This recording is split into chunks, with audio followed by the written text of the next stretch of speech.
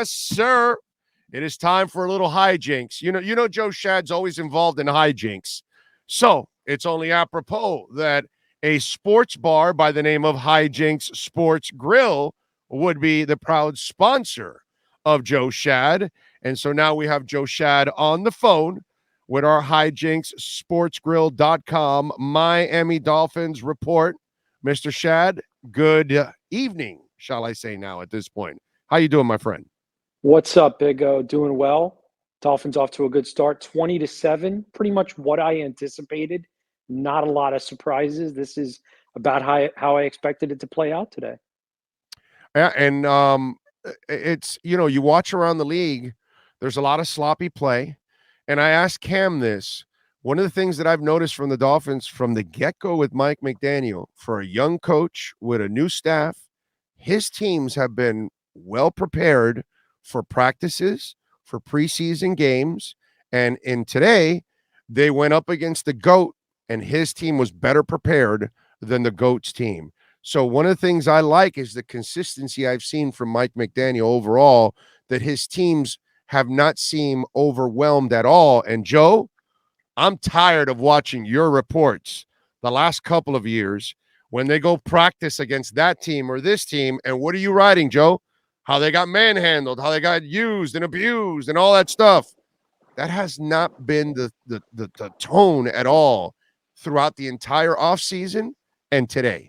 Your thoughts on that? Yeah, it's a good start to the Mike McDaniel era. You might remember, and it was a different situation, but Brian Flores lost his first 7 games as head coach, and Adam Gase lost 4 of his first 5, including his first 2.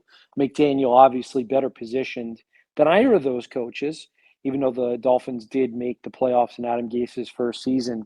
But one of the concerns about going from Flores with his strict hand, his heavy-handedness, his discipline, his toughness, his structure, his authoritarian style was, okay, is practice going to be as well run? Are penalties going to go up? And I agree with you. You have not seen that. This guy McDaniel has been in numerous NFL organizations, even though he's only 39 years old. He is not a jerk, but he does expect things to be run in a sound manner. And you saw it today. You know, they were not messy. They were not sloppy. It wasn't perfect, but they certainly looked a lot better than the Matt Patricia, Joe Judge, Bill Belichick offense. That's for sure. Oh, hell yeah, man. And Joe, we're talking about a gutsy guy. You look at him, he's skinny, he's got the glasses, he's got the geeky look. He doesn't look like your atypical coach, right? He doesn't have the grizzled look. He's not the big, brawny guy like they have in Detroit, all that kind of stuff. But here's a guy that plays the game with a lot of guts. We've watched him in practices be aggressive and open things up with a bomb. And today, on 4th and 7, he made the biggest call of his very short career, because that was the game winner right there. That was the clincher on that play right there. That's the one that broke the back of the Patriots on that play. 1, he made the call. 2, Tua made a hell of a throw. And 3, Waddle finished it off, breaking the tackle and going all the way. But the guts McDaniel calls the game with, you got to like that. Yeah, I was surprised that the Dolphins went for it in that spot. And I think, Dolphins players were surprised as well. But I think it's good because it kind of backs up everything that McDaniel has done this offseason in terms of trying to build up their confidence, lead them to believe that he believes in them. And also, McDaniel is a guy who is going to listen to the analytics. And the Dolphins were at the Patriots 42 as they closed in on halftime. McDaniel said that he had prepared for this exact situation before. And in taking into consideration all of the statistics about, odds of a field goal, where the ball would be placed following a punt, and going for it, and the fact that he had a couple of specific plays that he really liked, that he really felt good about, and he got the look he wanted, and the Dolphins executed the play, and it was good to see Waddle with the explosiveness. Didn't always look quite as explosive as a rookie as he did at Alabama, as he was still coming back from a leg injury. an ankle injury. I asked Mike McDaniel a month or so ago, how aggressive do you think you'll be? And McDaniel sort of took it the other way. He said, well, we have a good defense, and I have to take into account the flow of the game and the opponent and how things are going. But I just had in my gut feeling that when push came to shove, he's kind of a roll the dice kind of guy. I don't think he's a guy who's walking away from the crap stable. Well, I mean, in life, my brother, if you want to play the way conservative, then it's life is going to bite you in the ass. You're going to have to take some chances sometimes, and you're going to have to take some risks. And it's nice to know that he's willing to take those risks overall. All right, your assessment of Tua's game today. Tua did okay. He had a solid performance when you look at his That's fair. completion percentage, his passer rating. He did have one touchdown and no interceptions. Obviously, Tua is going to have to take care of the football. It's got to be a point of emphasis for him. He has Yeah. fumbled too often early in his career. He needs to protect the football. He Well, he fumbled needs to once get and rid of it sometimes. well, Some of these he has to live for the next play. And dude, just fling it out of bounds already, dude. Just get rid of it. The one he threw late.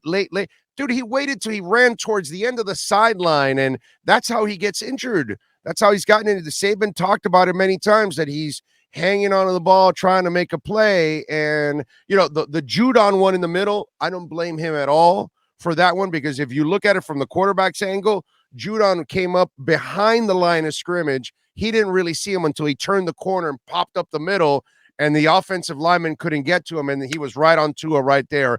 But the other ones, he's got to do a better job, Joe, of that, because he's also risking injury, not just turnover, but he's also risking injury. And if we had to nitpick on some of those, that one that he took a shot, that it was almost intercepted, he tried to flick it. He's not the flick guy. He's not the 6'5" guy with the gun in his arm that he can flick it for 20 yards or 25 yards like nothing. That's not who he is. He's got to understand that. So he's got to live for another play and throw it out of bounds and get rid of it. Or he knows where guys are on the field. Throw it at their feet, and that's it. But get rid of the damn ball, dude. he needs to play smart. Yeah. It's his third year. Yeah. So he needs to be smarter Yeah. in reading defenses and in making good decisions. But it's a little bit of a catch-22. He's been watching film of Tyreek Hill to try to get an understanding about how open he gets, where he gets open, where he likes to break on his routes, and who's throwing the passes, Patrick Mahomes. And so here's Tua Tagovailoa hearing, and maybe he's not literally hearing it, but he knows it's out there. All these, pregame shows, whether it's CBS, Fox, ESPN, NFL Network, they're all saying, listen, two things. Can he throw the deep ball, which he didn't really have to do today? And two, can he prove that he's worth the 5th overall pick in a draft? In other words, is he the guy who can do special things? Is he the guy who can lift his teammates? And like a Patrick Mahomes and a Josh Allen. But the truth of the matter is, Tua doesn't need to do that to be successful and to win games for this team. And so he needs to do. I could just imagine what Brian Flores might have done to Tua after a few of those decisions on the sideline. I think Tua is definitely glad that that McDaniel is his coach. But I'm sure McDaniel will make some corrections too. Be like, dude, listen, Sure. think about the situation. Yeah. You got to think about the situation. Yes. I didn't like the one that he almost got intercepted. I didn't give a shit about the pass. It was a bad decision. What I hated was he was sitting there willing to take a hit for that. When you weren't making a good pass, you weren't going to complete it. You got to make a better decision, dude. You need to take care of your body. And I remember as a young man, I would have, again, this is a problem with a lot of people that follow this sport. They really don't understand it. And I would hear people complain about, oh, Marino got rid of that ball. He should have hung on to it. No, you idiot. He did the right thing. He got rid of the football so he can live for the next play. And Dan did not, you know how Dan says pick a guy and let it fly? Well, he also let it fly when there was no guy. And he didn't waste any time. He was happy with getting rid of it, pop. And he didn't care because he would come back for the next play and then get it. And I wish that Tua implemented a little bit more of that for Marino, where he was quicker to just say, let's fight, let's live for another day, because he easily could have, suffered an injury with that hit he took, because he's not a big guy, dude. So he's not set to take a whole bunch of hits. That's the Dolphin problem. fans weren't happy with CBS analyst Adam Archuleta, who was He somewhat played critical. he played that Tua card the entire goddamn But he did he broadcast, bro. did he did make a few fair points in terms of, spots where Tua missed an opportunity. Yeah, but you In you particular can't with say Tyreek Hill. the Tyreek Hill one, exactly. But you can't say, well, see, that's where he's going to get criticized. Yeah, asswipe, but you didn't mention 4th and 7. You're not going to hit all of them, Joe. And I would tell Adam the same thing. I'm sorry, I must have missed a quarterback to hit all of them. He hit the one that counted on 4-7. He missed the Tyreek one, but what about when he hit Tyreek in the middle of the field for 20 yards? Why didn't Tyreek catch that one? He dropped it. And then They have to Archuleta, go back. well, They have to go back and look at where the he ball is. could have Where thrown the it a ball little is hit. higher. Get the hell out of Yeah. here. It hit him in the hands. He dropped the ball. That was a pass by Tua. He put it low. Yeah, it was low, but low so no one else can catch it except the fire hydrant. And he dropped it. He freaking dropped it. I just think, and I tweeted about this, it's just crazy to listen to the two schools after this particular game. Some say, Tua was great. Some No, say Tua was horrible. No, but I'm telling you, I'm reading it on neither Twitter. one. I'm He was telling neither you. one. I know, You were but fair. You were fair today. You said he was solid today. He was good. That's it. That's all he did today. He did enough today to help you win the game. That's all. And I don't my expect you fear to is be that against my a Belichick defense, Mhm. a line that still cannot block and run. You did a good job overall, dude. You weren't great, but dude, you weren't terrible. You're fine. my fear is that we're going to get through this season. The Dolphins are going to do whatever they're going to do. They're going to win 9, 10, 11 games. They're going to be on the borderline of the playoffs. We all know where this is headed. It's easy to see. It's a good team as long as they stay healthy. We saw injuries to Austin Jackson and Teron Armstead. Those are the kinds of injuries the Dolphins can't afford. Right. Now, Greg Little is not terrible, and they do No, he have the actually ability to played all put right, actually. He they played do all have the right. ability to put Robert Hunt at right tackle in an emergency. So they're actually not horrible in terms of tackle depth. But, listen, for any period of time until Ron Armstead would forget it. I mean, that would just be crippling. Yes. But we did see them overcome the injury to Byron Jones today with Kader Kohu doing an unbelievable job. And credit to Mike McDaniel and Josh Boyer and Sam Madison and Pat Surtain for not caving into pressure and putting the first rounder out there, saying, you know what, I don't care that this kid Kohu is undrafted, Division II, Texas A&M Play the Commerce. best player. Play He's the been best better player. than Igbenogany. We saw it. I saw it. All right. Look, I'm not a football coach, but I can tell Everybody, when one guy. Crossan was better. Yeah. So Trill was better, yeah. and Cater was better. So I give the Dolphins credit for not just saying, well, we're going to give this guy another chance. You know what? And that decision proved correct. He Yep. had a tackle for loss. He had a 4th down pass breakup, and then another big play at the end of the game. Yeah. I'm with you there. I say you have to start Cater outside, not Needham. I love Needham in the slot. I've never liked Needham outside, and today he showed it again. Cater Kohu has proven something to me in the last couple of weeks. He's the better athlete in the air. He's got better body control in the air. He's got better ball skills in the air than Nick Needham. I like Nick Needham lower on the ground, so I'm going to keep him on the slot, and I'm going to go balls out, and I'm putting Cater Kohu on the outside. Your thoughts on So that? Kohu, I think it's a product of Ivory Coast and Division II, who came here speaking only French, who said today that he Oui, didn't oui. even know that he said today that he didn't even know that only 47 guys get to play. How can you not love? The guy said, "Yeah, I walked in and I knew I was playing for sure when I saw the jersey hanging." I mean, this is just an amazing story. Credit to Josh Boyer for scouting this guy. Credit to Josh and Mike for playing this guy. But listen, I love Nick Needham, but there's every chance in the world that Kohu is going to replace him in the slot next year. They like Kohu in the slot. So both guys can play inside and out. It's going to be a matchup based thing. Dolphins catch a little break today because the Patriots don't have great receivers. All Right. right. And They so get a what's going break. to They get a happen? break next week Jamar too. Chase. Next Jamar week they Chase got is a the front next week they his. get a break. Next week they get a break too. Ravens don't Right, have much but of Lamar receiving. Jackson did complete 3 long touchdowns today. I don't know Yeah, who. I got to look it up, but it's a terrible team. That's whatever. you're saying the Ravens are terrible? Oh, the No, Jets what's it called? The Jets are against the terrible. Jets. Yeah, yeah.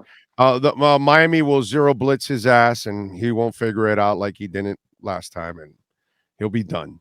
That's all. The Jets don't have the talent on defense to pull that off. Where Miami can send all kinds of blitzers, and then they've got the people in the secondary to kind of get the job done. So I'm No, sure they're going to roll the dice. I wasn't able to be at the stadium today because of my eye injury, but I was able to track everything and tweet about it and everything.